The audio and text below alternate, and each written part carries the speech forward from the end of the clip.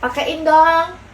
Ini kan kayak yang kemarin Mami pakein ke Bibi kan, waktu Bibi batuk kan, terus badannya demam. Jadi kemarin Grace ini baru aja sembuh dari batuknya, jadi aku pakein lagi habis pulang sekolah supaya nggak batuk-batuk dia.